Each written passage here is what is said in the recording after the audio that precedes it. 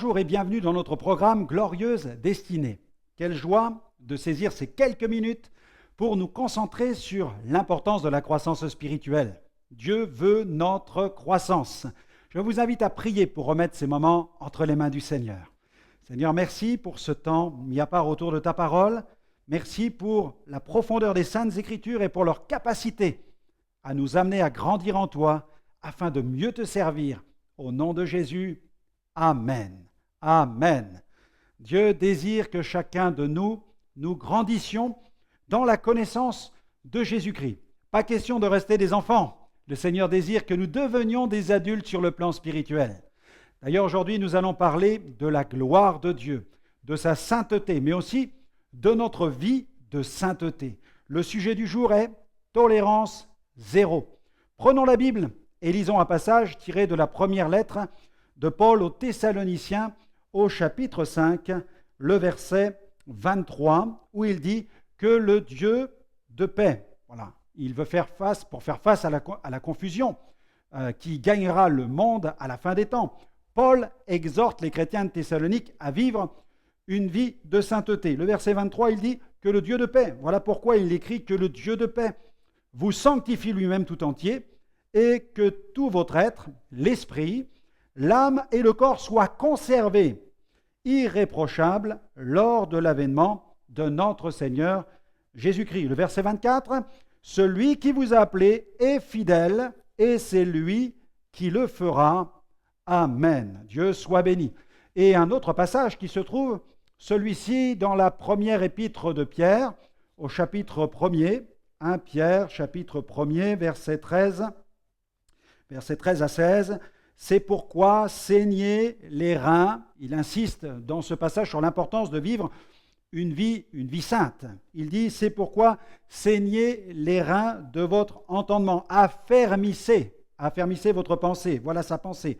Soyez sobre, ayez une entière espérance dans la grâce qui vous sera apportée lorsque Jésus-Christ apparaîtra. Comme des enfants obéissants, ne vous conformez pas aux convoitises que vous aviez autrefois quand vous étiez dans l'ignorance. Mais puisque celui qui vous a appelé est saint, vous aussi, soyez saints dans toute votre conduite, selon qu'il est écrit, vous serez saints car je suis saint. Gloire à Dieu. Le passage ci-dessus, traite de la sainteté et de l'importance de tenir notre esprit en éveil. Lorsque nous évoquons le sujet de la sainteté, il nous faut l'évoquer sous 3 angles.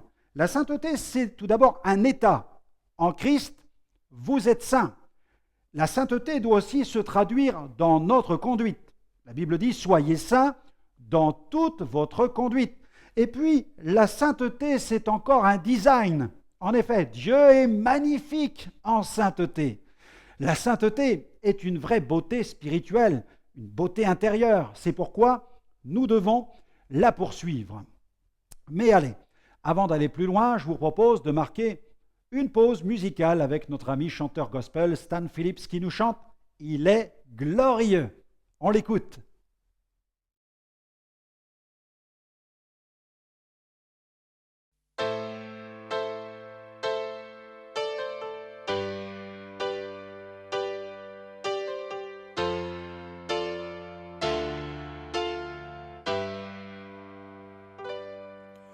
Il est glorieux,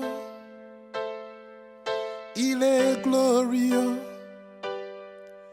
il est glorieux, de Dieu de mon salut. Il est glorieux, de Dieu que j'aime.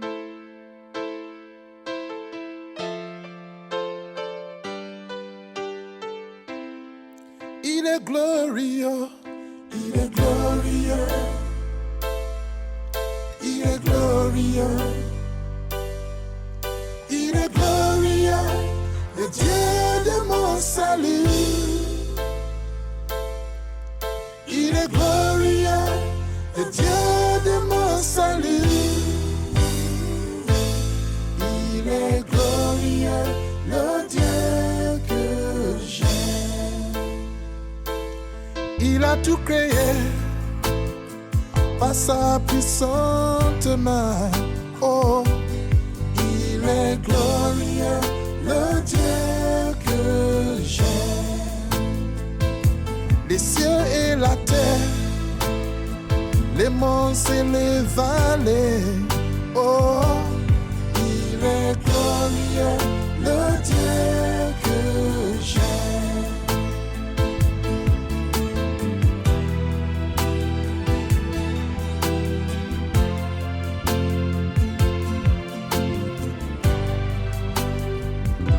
De la poussière, il façonne l'homme.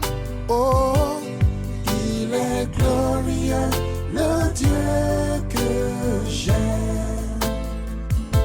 Et souffla en lui son souffle de vie.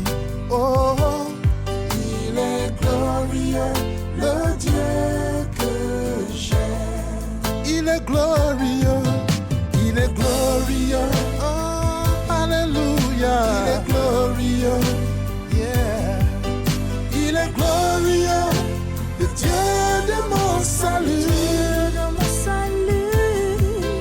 Il est glorieux, le Dieu de mon salut. Il est glorieux, le Dieu que j'aime. Il est glorieux. Il est glorieux, il est glorieux, il est glorieux, le Dieu de mon salut. Il est glorieux, le Dieu de mon salut. Il est glorieux, le Dieu que j'aime. Il est glorieux. Le Dieu que nous le chantons, nous le disons, il est le Dieu que j'aime. Il est glorieux, il est glorieux, le Dieu que j'aime.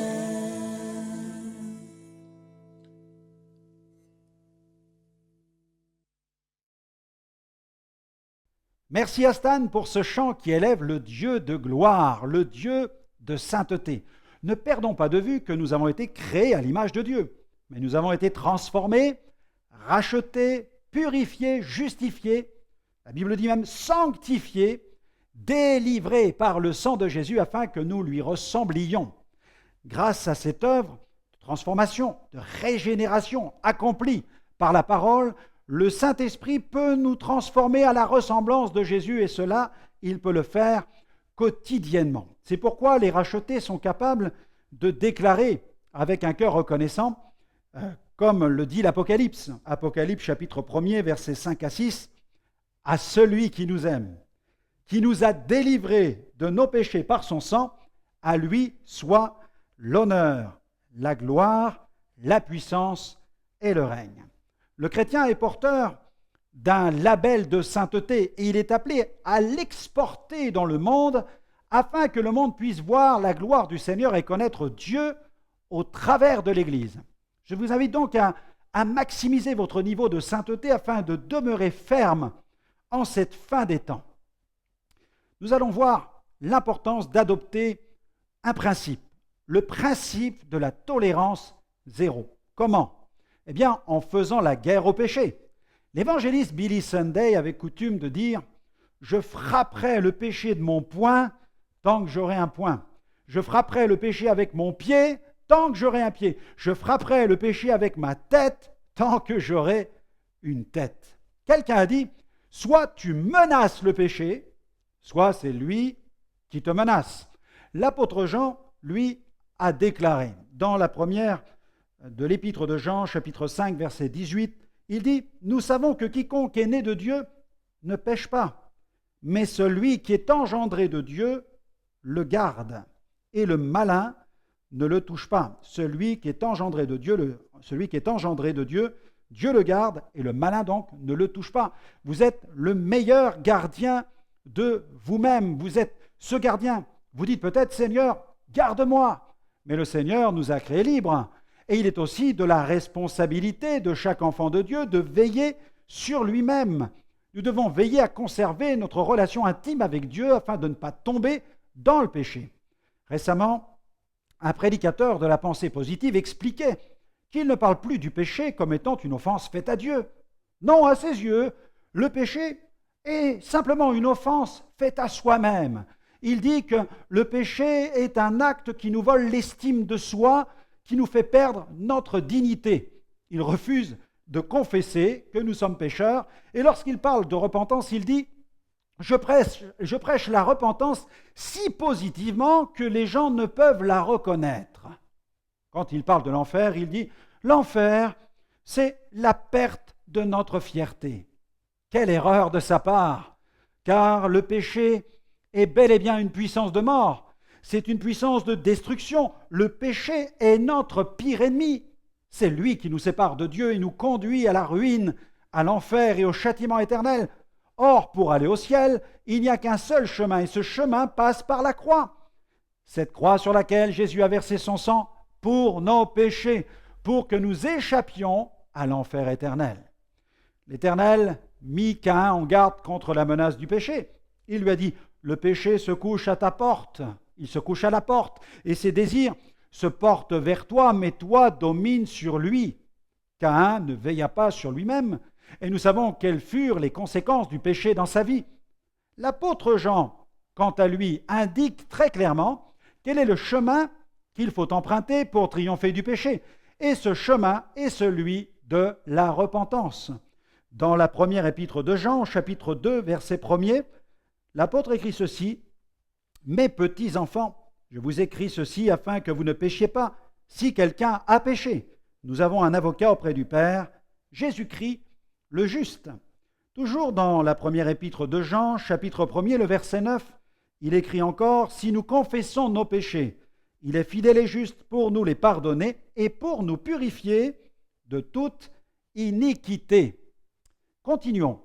Je vous invite à devenir un fervent supporter de la sainteté de Dieu. Nous allons faire d'ailleurs une lecture biblique où les anges proclament de façon incessante la sainteté de Dieu. Dans Apocalypse chapitre 4 au verset 8, voici ce que déclare ce passage: « Les 4 êtres vivants ont chacun 6 ailes, et ils sont remplis d'yeux tout autour et au-dedans.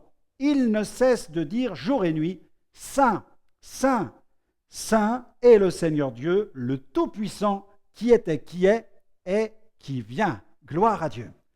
L'Église de Jésus-Christ doit veiller sur son niveau de sainteté. Elle doit poursuivre la sainteté. Nous devons pénétrer le monde avec la sainteté de Dieu. Le christianisme authentique est révélé par une Église qui préserve son label sainteté et qui va au cœur du monde, là où le péché est le plus sombre, afin de faire connaître la nature sainte de Dieu. Notre société a besoin de sainteté. Nous devons l'influencer par notre conduite sainte. Chaque enfant de Dieu, à son niveau, doit prendre conscience de sa responsabilité d'être une source d'influence. Au cours de l'ouverture d'une session au Sénat dans l'État du Kansas, eh bien, le pasteur Joe Wright a prononcé une prière qui a produit un électrochoc dans l'assistance.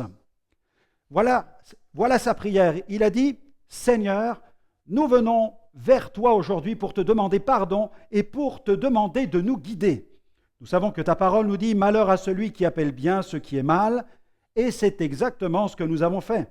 Nous avons perdu notre équilibre spirituel et nous avons renversé nos valeurs. Nous avons exploité le pauvre et nous appelons cela la loterie. Nous avons récompensé la paresse et nous avons appelé cela l'aide sociale. Nous avons accepté les avortements et nous avons appelé cela le libre choix. Nous avons négligé de discipliner nos enfants et nous avons appelé cela développer l'estime de soi.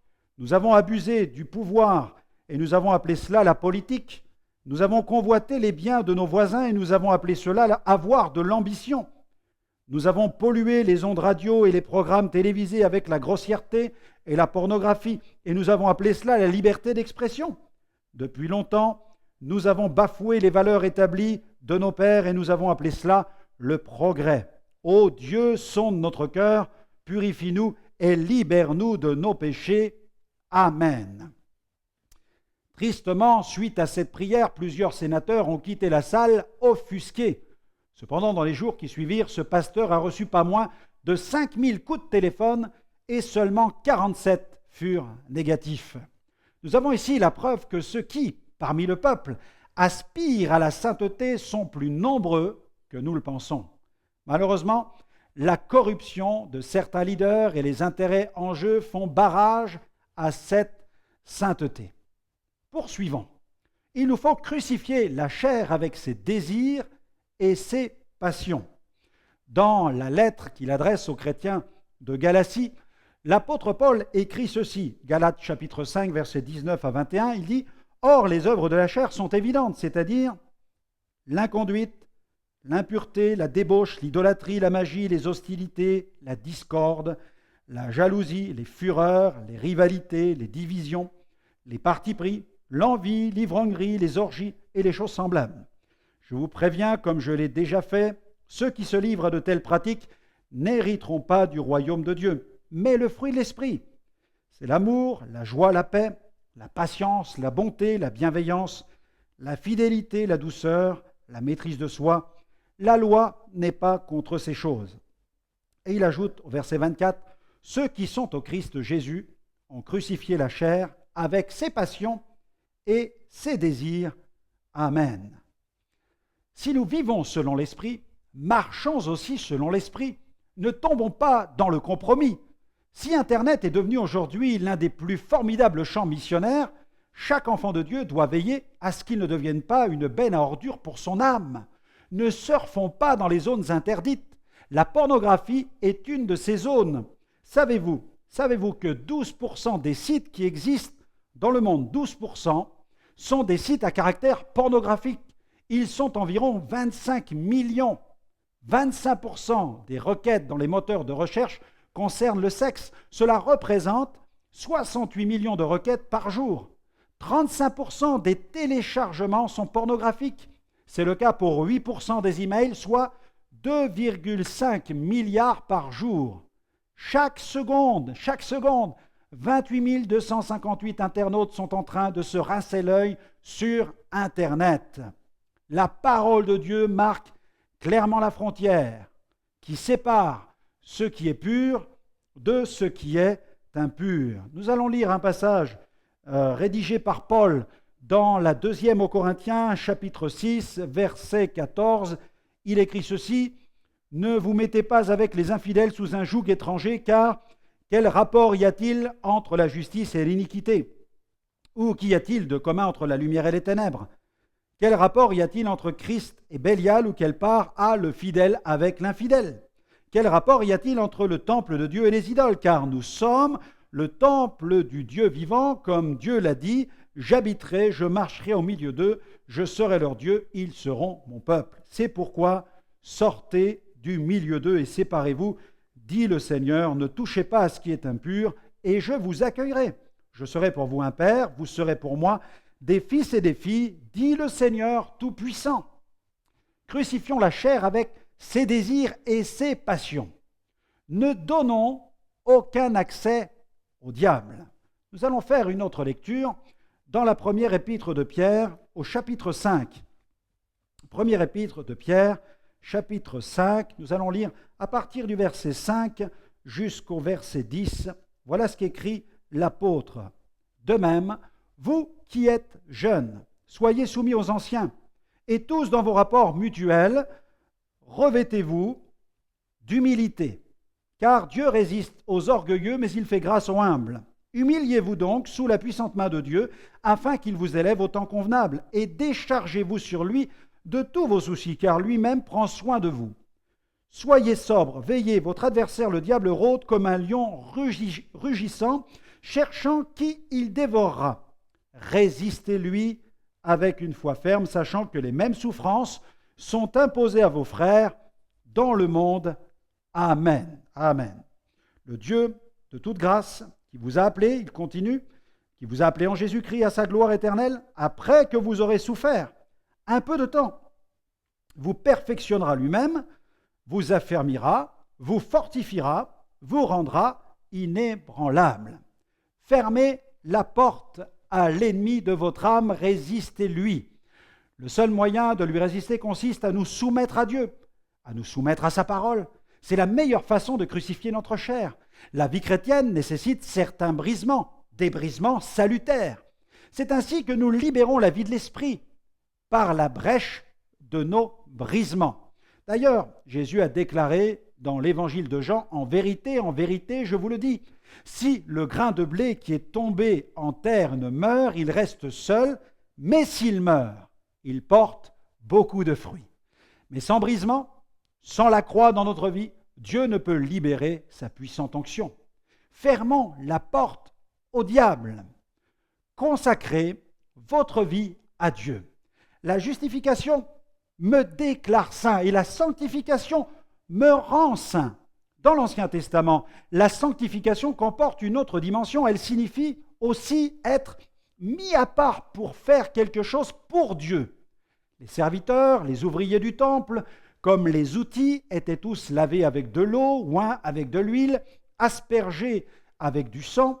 Sous la nouvelle alliance, nous sommes lavés avec de l'eau de la parole, oints avec l'onction du Saint-Esprit, et purifiés avec du sang, le sang de Jésus.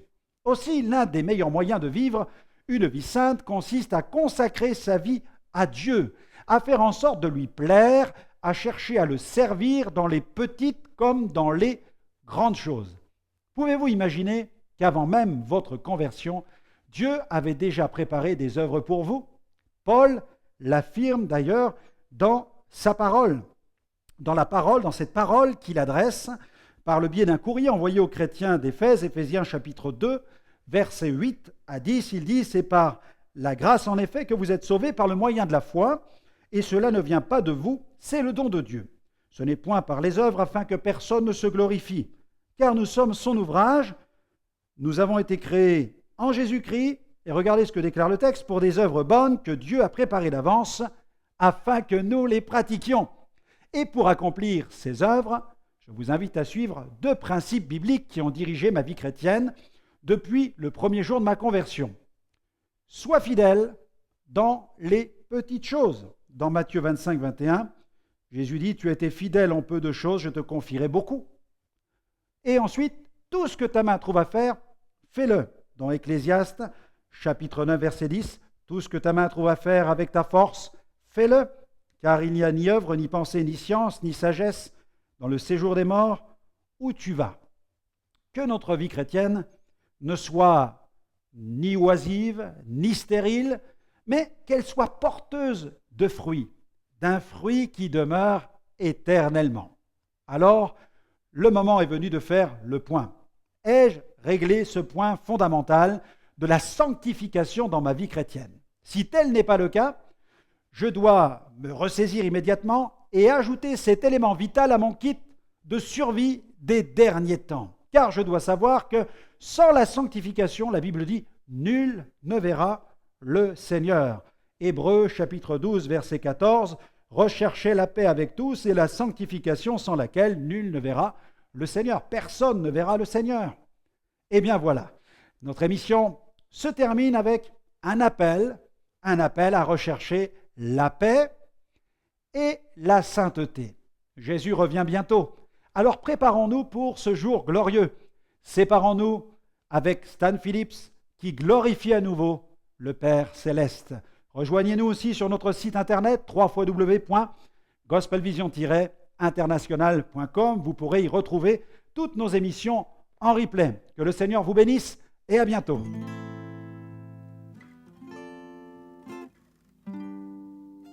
Esawa me.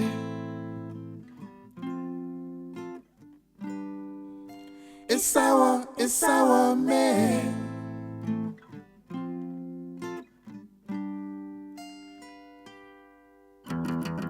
Je disais parler en ton nom, mais j'ai mis un masque dans mon sein. Mais on sait que je n'étais que mensonge. J'étais trop éloigné de ta main, Seigneur. Oh. Je disais parler en ton nom, mais j'ai mis un masque dans ma sein.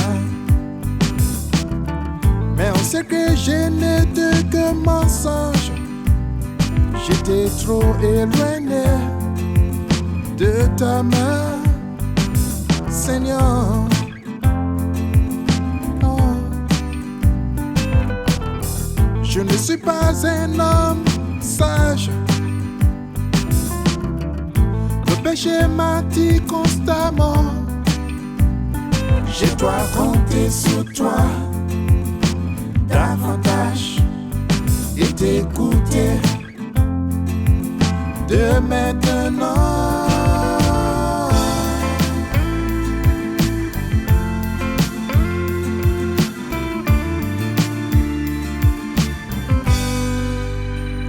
Je veux vivre dans ta lumière et mener ma vie dans la vérité. Oublier ma condition première et retourner sur tes sentiers. Je veux vivre dans ta lumière, Seigneur, et mener ma vie dans la vérité. Oublier ma condition première et retourner sur tes sentiers. Et ça va, mais et ça va, mais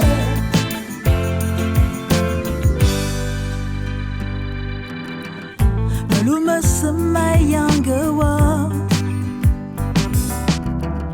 maluma semadzangawa, isawa me telir metam, maluma semayangawa, ata, maluma semadzangawa, isawa me telir metam, akalingi no minten, akalingi na lut, akalingi no minten, akalingi na lut.